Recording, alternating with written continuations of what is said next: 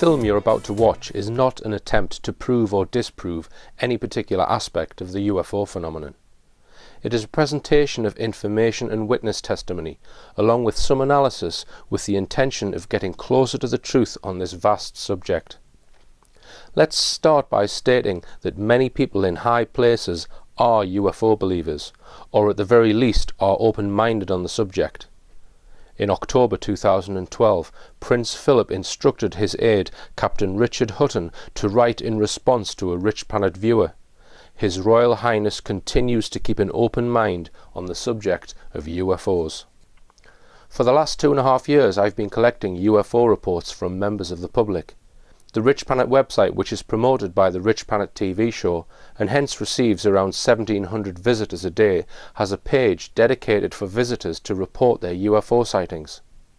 Witnesses are required to fill in many specific fields. This enables me to capture every aspect of the person's experience. A report like this one is then generated. Further dialogue can then be conducted with the witness, and in some cases a recorded interview. Before I describe what is being reported, it's important to point out some of the objects often seen in our skies which are easily mistaken for a UFO. These are Chinese lanterns and have become very popular for letting off at parties and special occasions. They are usually let off in groups of 5 or 6 and move silently across the sky, emitting an orangey glow. I filmed these Chinese lanterns over Torquay in 2009. They will generally all move in the same direction according to the prevailing wind. Many of the UFO reports I've so far received have been rejected because what is described is similar to lanterns. In this example, the witness states, "Steady moving orange UFO at a few thousand feet altitude over house heading west. It never flashed or flickered like a lantern or a plane and made no noise." Then, after 5 minutes, another identical one followed. In total, there was about 5 minutes interval between each one. Reports like this one have to go straight in the bin, as it is far too likely they are simply lanterns. Another aerial object which has become increasingly popular over recent years is the model aircraft. They don't all look like aircraft, and some of the maneuvers which can be achieved by relatively inexpensive models are quite incredible, using high-powered, electronically controlled propellers. Model aircraft are often fitted with coloured LED lights, so one can imagine what this small multi-rotor aircraft would look like at night if it was lit up. Before we look at some witness testimony, I want to make a simple point about this much misunderstood subject. The major area of contention and controversy with the UFO issue is whether or not non-human, some say alien entities are responsible for some of the unidentified objects.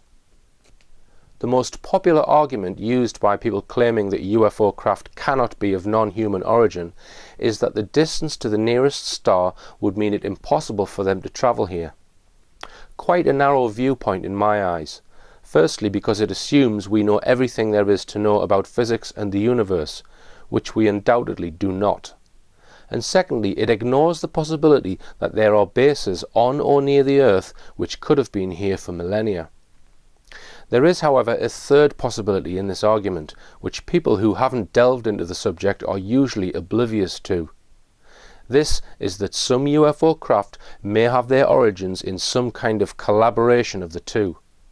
It is widely claimed by many there have been technology exchanges between one or more outside groups and the US military. So it could be that UFOs witnessed are human-controlled but utilize outside technology, or that the military are party to non-human craft being flown by ETs in some kind of joint project. The testimony for such possibilities is extensive, and I would recommend these 3 books for starters. The first, written by Philip J. Corso, a retired US Army lieutenant, describes how a top-secret group took control of the famous Roswell craft, recovered in New Mexico in the summer of 1947. Critics often say, if they are so advanced, how come they are crashing in the desert? It has been claimed the military were experimenting with a new type of radar beam in that area in 1947, and that it may have interfered with the craft's propulsion or navigation systems. Corso goes on to describe that the purpose of the project he was involved with was to examine the recovered craft they had acquired in order to learn about the technology, and even introduce some of the technology to certain corporations within the military-industrial complex. The second book includes testimony from physicist Bob Lazar, who made detailed claims in 1989 about a specific area within the infamous Area 51, known as S4, where he claimed 9 different types of extraterrestrial craft were being stored, and there were ongoing projects to decipher how these craft's propulsion systems operate. Lazar's testimony has recently been corroborated with information given to Richard Dolan from an ex-CIA official who visited the facility under instructions from President Eisenhower. The third book is written by retired US Army Sergeant Dan Sherman, who was drafted into a top-secret NSA communications project in the 1980s. He claims that in 1961 the NSA started a joint project with a group of extraterrestrials involving advanced methods of what he describes as intuitive communication. When I was initially brought into the program, they referred to it as a slant mission. They referred to it as a gray. So But I they don't know also the told you reason. that aliens were involved. Yeah, when he described the onion effect with the security classifications, he mentioned that the black projects, were at a certain level, and then gray projects, which have to do with alien technology, research and development, or communication. Any of those things, they were classified as a gray project. Right. Okay. And he mentioned that the project itself had kicked off in, I believe he said 1961. all right. And they started to abduct human females for testing for this genetic procedure that they were going to conduct. And when I say they, it was a joint project with the alien race, whatever you want to call it, and the American government. Yes. And you said it was joint, so you think that, because you describe it as a military abduction, so it's not necessarily military, it's a joint thing. So do you think, you think it's the alien technology that was being used for the abduction rather than the military technology? Oh yeah, I think, let me back up here. The actual abductions themselves were conducted by the aliens. Right. And the procedures were done by the aliens. I say it was in conjunction with the military because the military knew about it. Dan Sherman's story is very detailed, and he is a highly credible whistleblower. It's difficult to dismiss all the claims of alleged ET collaboration out of hand. The Roswell event, for example, has produced many reliable accounts. When considering UFO reports, we must not fall into the age-old argument, was it an alien ship or was it a human ship? We might be overlooking a third possibility, that their origin is in part alien and in part human. In fact, it doesn't really matter what camp you are in. I am happy for your belief to reside in whichever part of this diagram you choose, because the testimony in this film will show there are vehicles in our skies whose characteristics cannot be explained by the science in our publicly available physics and engineering textbooks. Somebody is flying silent aerial vehicles on a fairly regular basis in many locations around the UK without the consent of the public, and everyone should be concerned about this. Everyone. Another factor we need to consider is the advanced aircraft that have undoubtedly been developed, usually for the US military, by the secretive Lockheed Skunk Works. One commentator who speaks about many of the prototype craft that have been designed or developed is Michael Schratt. Some of the declassified craft designed in the 1980s make the mind boggle. For example, version 2 of the TAV will go in a low Earth orbit, can orbit the Earth 3 times without refueling, and can travel from Los Angeles to Melbourne in 55 minutes. They have also designed nuclear power craft, and another secret craft, the B-2 bomber, once airborne, is alleged to be able to switch into an electric mode, possibly utilizing silent anti-gravitic propulsion. It's also worth noting here that the sheer variety and exoticness of the secret aircraft designed and developed by Lockheed, which have so far been declassified, suggests they may be decades ahead of the technologies developed by NASA in their rocket programs. When people see a UFO, and others suggest it may have been a secret American aircraft, the response is often, why on earth would they be testing a secret aircraft over some mundane part of the UK? This 1997 article alleges that in Hampshire in 1994 a top-secret US spy plane which flies at the edge of space at 5 times the speed of sound crashed at the British experimental airbase Boscombe Down. The SAS was scrambled to throw down a cordon round the wreckage. The aircraft was believed to have been the Astra or Aurora, a craft which to this day the US military still denies exists. Michael Schratt also claims another secret aircraft crashed on the East German border region in 1989. The only known illustration of a top-secret aircraft that crashed in the East German border region during the first month of the Bush Senior administration had a crew of 2 that sat tandem. Now I'm proposing that this was a Lockheed design just for the fact that you can see the same faceted flat plate technology used on the F-117. It had 3 balls. There were 2 up front, 1 in the aft section, and when this particular aircraft crashed that you'll see right here, there was a hull breach on the port side, and then near the aft section of the hull there was a crack or bent at about a 15-degree angle. One of these balls popped out, was later recovered by crew. It had the consistency of a pineapple or a seashell, and there was a interesting gold braid embedded into these balls. And when these gentlemen recovered one of these spheres and they put this box around it, this box actually popped up on its own. So it had some residual effects still going on. Bear in mind, this is only Michael Schratt's opinion that this was a Lockheed aircraft. He does not know for sure it was of that origin. So we know from these incidents that undisclosed aircraft are flown over Europe and the UK without the knowledge of our elected Parliament.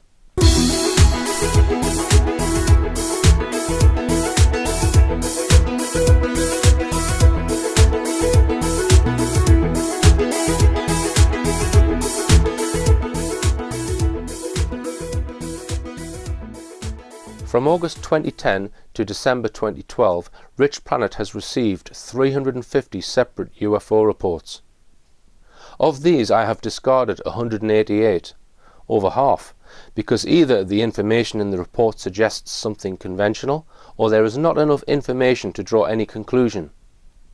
Out of the 162 reports remaining, I have interviewed 25 witnesses by telephone and recorded 12 video interviews. I also interviewed some prominent UK UFO researchers.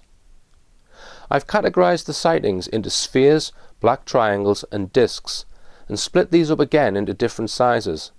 The small sphere is often described as the size of a football, which we will come on to. Medium would be bigger than a car, and a large sphere would be anything larger than a house. The large sphere would be the category of what was seen in the famous 1974 Berwyn Mountain UFO incident, and I have 15 similar sightings of such objects. The black triangle reports can also be split into 2 broad sizes. The large triangles are invariably described, incredibly, as being the size of a football pitch. The smaller category ranges anywhere from around 30 to 100 feet. We have a number of classic flying saucer cases, one of which I will be describing in detail later in the film. I'm going to look at black triangle cases first, but before we listen to some witnesses, let's just give a quick history of black triangle UFOs. The earliest triangle case I have in my files is from 1976, and it does seem that from the 1980s onwards they have become more prevalent, starting with the Hudson Valley Flap in 1981. A district of New York State where many witnesses saw totally silent triangular craft with coloured lights hovering over houses and roads. Another wave of black triangles appeared in Belgium in 1990. The Belgian Air Force scrambled F-16 fighters to try and intercept them, but were outmanoeuvred every time. After days of activity, the Belgian Air Force had no explanation, and to this day still have no explanation as to the origin of the triangular UFOs. After the events, an investigation was launched, and the airborne radar tapes from the F-16s were given to radar expert Professor Emil Schweitzer. Schweitzer ruled out any form of radar anomaly and concluded the radar systems were tracking real objects. Calculations were carried out on the data, and in one manoeuvre the triangular craft turned a sharp corner, resulting in an acceleration of 30 g. That's 30 times greater than the Earth's gravity. This would be impossible for a conventional aircraft, and any occupants would be dead. Incredibly, in 1991, Schweitzer was asked by the British Ministry of Defence to come over to the UK to give British military chiefs a briefing on the movements of this unknown craft and explain the radar data. We know this because Schweitzer himself told researcher Harry Harris when Harris managed to get an interview with him in his hotel whilst in the UK. What I found by calculations starting from the data recorded by the pilot, that the UFO made at one point of its trajectory a very strange motion. And during that very strange motion, the normal acceleration was, let's say, above 30 Gs. Yes. So the trajectory was, first of all, the UFO was flying almost level, and then suddenly made a 90-degree motion. At that point, where he made a 90-degree turn, that point, the normal acceleration was above 30 Gs. Climbed almost vertically, and then descended obliquely to the ground. During the oblique descent, the UFO was flying supersonic. Is it reasonable to assume that there couldn't have been anything living in that machine, that UFO, as we understand life? I would say that with the present human technology, that's impossible. The MOD have never publicly admitted they requested a meeting with Schweitzer. The UK too has had its fair share of black triangle activity. Notably in 1988, a wave known as the Staffordshire Flap occurred at Cannock Chase. In March 1997, the Sheffield UFO incident took place, which has been tirelessly researched by Max Burns, who uncovered evidence that fighter jets were again scrambled to chase this silent triangular UFO. The UFO was seen by multiple reliable witnesses that evening along its path. Although the Air Force has never admitted it, evidence showed that one of their jets crashed while chasing the triangular UFO. Max Burns has recovered aircraft parts from the incident and located the spot where the aircraft came down. Questions were asked in Parliament, but again, the MOD continues to cover up this incident. These cases are just the tip of an iceberg of silent flying triangle incidents. Many cases have been diligently documented by veteran UFO researcher Omar Fowler, many of which have taken place in Derbyshire. December 94 to May 95, we had 52 flying triangle incidents over Derby. We had one less than a mile from this very spot, Right. where one hovered over a traffic island in the middle of the rush hour, 6:30ish at night, and the traffic was queued up, usual sort of thing, and one driver happened to be patiently waiting for the traffic to move, happened to glance up, and there was a huge black triangle hovering over the traffic island, just studying the traffic. Right. The craft are almost always silent, black, and usually with 3 lights in the corners and sometimes 1 red light in the centre. Let's take a look at a few of the testimonies from witnesses reporting their cases to Rich Planet. I noticed a yellowy orangey light just to my side then. I thought, oh, there's no street light out there. I thought it was a street light at first, so I sort of did a double take, and I saw 3 orangey yellow lights, and they were sort of moving in towards each other. These lights sort of moved in and until they disappeared, and then they seemed to be replaced by just random dots of light, which were sort of moving.